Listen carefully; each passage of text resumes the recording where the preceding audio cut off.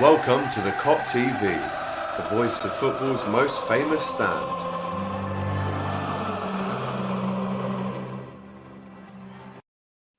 Yes, good evening and welcome back to the Kop TV, the voice of football's most famous stand. This is the fan cams. First up, we've got Darren Whelan all the way from Ireland.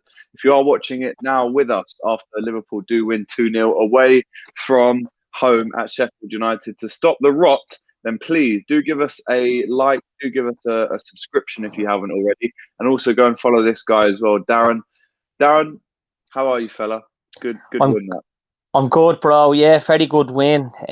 Really good response from the last, obviously losing 4 league games in the bounce. I thought tonight were much better.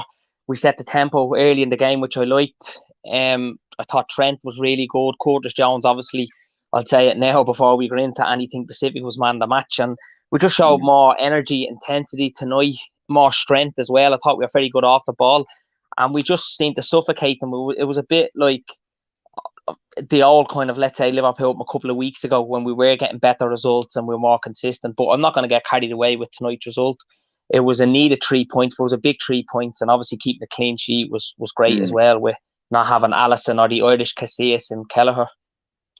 Yeah, so listen, we will touch on match of the day and all the individual moments just as we get through the fan cam. But I wanted to ask you about your headline that you've chosen tonight. The Reds were razor sharp. We've obviously come away with a 2-0 win, which, like I just mentioned at the top, is our first win in 5, Darren. I mean, Talk to me about your headline first and foremost. Why have you gone for that? Well, we were razor sharp. I just thought we were sharp tonight. We were playing a side that the nickname is the Blades, and I felt they were a bit blunt tonight. So Reds were razor sharp against blunt Blades. It's kind of a nice bit of a bit of lingo to it. So you won't get that headline on too many tabloids, but I brought it up. So yeah, I'm proud of that one. Let's get into the lineup, because as you mentioned, Alisson out for this one due to family reasons, which we all know. Kelleher injured. We maybe thought that Jota would sneak back into at least the squad today. That wasn't the case. He's apparently gone down with appendicitis. You just could not believe it. Every single player has been affected. I think we've had 200 games now where our players have missed through injury this season, which apparently is 50 more than the second team who has been injured the most, which is Leicester. Good stat for you there. But what was your reaction to the lineup, Darren? I mean, only the second time Kabak and Phillips have ever come in to play with each other. They did well tonight. But talk to me about your general lineup reaction. I suppose I wasn't too surprised, because I didn't think there was going to be a starting place for Shaqiri or Ox. Possibly you could have said Origi might have got a start, because obviously we need to change something up, Alex. You know, the way we were going up to today was very passive. It was very predictable. It was a bit of a copy and paste job of a couple of games. It was like watching us on replay when you seen us away at Newcastle, at home to Burnley and Brighton, away at Southampton. We're all too predictable. So tonight I thought I wouldn't have been surprised if the team won the minute, but just to change things around. But it was probably the strongest team we could have went with, really. With Phillips, I think, had to start. Obviously Davis, I don't know if he's still injured or what the story is with him, but Phillips has been really good since he's come in, and I know you've advocated for him a couple of times when he's got man the match, and when he started games he's done really well. Yeah, same as myself. So he was worthy of a start. He's real no-nonsense defender, old-school type of defender, does the basics really well, just clears his lines when he has to, isn't the most classy as on the ball, but does what we need to do. And he's on a team there tonight now that manages to keep a clean sheet. And I thought he was on more, I'd say, composed and commanding centre-back. He was the one giving all the orders and the barking.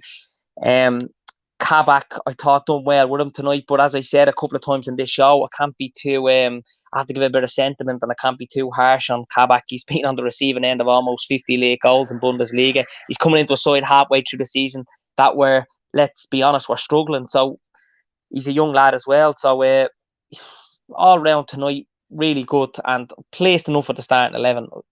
Probably would have liked to see Jota, but obviously, again, as you just said, you can't write this stuff. He comes back after being out, is it for 11, 12 weeks, and then has an illness and is out. So unbelievable, man. Unbelievable. Ravi here says a good solid win tonight. Come on, Toxter Fred's very excited about Curtis Jones. Let's get into the goals then. The first one, I mean, just the Liverpool kind of the Liverpool way of kind of reacting or celebrating to goals for me now is very mute. As soon as the kind of shout went up that there was going to be a review of the Trent cross, which led to the goal, I thought, well, this will be disallowed.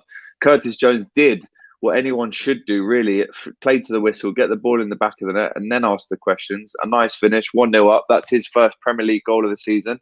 How did you find his performance tonight? I know that you said he was probably your man of the match. Let us know in the comments if you agree with this, by the way. Or if he was. I don't want to be hyping him up too much or be talking too soon, but it was a real Gerrard-esque type of performance, wasn't it, from him? Like, he was really good off the ball, on the ball, just that creativity, very dynamic, just wants to get the ball, run forward, run past players, eye for goal. Really good when it came to tackling as well today, I thought, and just head and shoulders above everybody. He looked a lot taller as well playing tonight. You know, he just, like, he's grown a couple of feet, although he hasn't, we know. But he's just really stood out for me tonight. He was brilliant at real crucial times of the game. We need them. And him coming off there towards the end of the game was probably one eye on Thursday night, because no doubt now he'll be in the starting lineup. And he took his goal brilliantly, as I said. I was, like yourself, Alex, a bit, this is not going to be given now, and they're going to VAR. And it did, when you look back and replay, look like it went. But apparently all the ball has to be over the line. So great and Curtis, delighted for him. And he's one good thing that's, if this season isn't going to be a success, obviously, look, Champions League still to play for, top four now, looks like it's back on. He's the real big bonus for us this season at 20 years of age. What a player, and how confident and assured he looks. And I always thought, when Thiago came in, when Naby Keita's fit, we've a lot of midfielders at the club at the moment. I always thought he mightn't get the game time this season, and we mightn't see that next step in his career. But he's definitely now, he's a starting player for me. And with Gini going now in the summer, it looks like he'll be straight in there now to play as many games as he can, and possibly just leave off from where Gini's going. Do you know what I mean? He's made for us.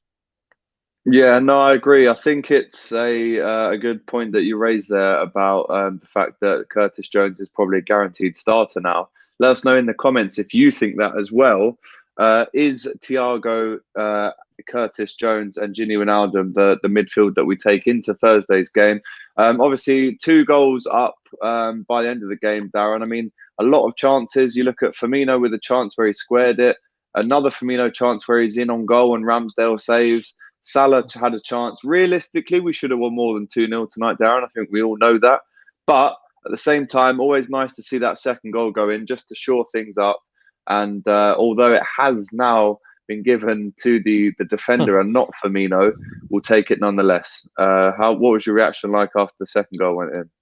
The most important thing for me today was 3 points. Didn't matter how it happened, how we played. It was just 3 points. We needed it. I always said that at the end of next week, it's next Sunday, we've Chelsea now and Fulham.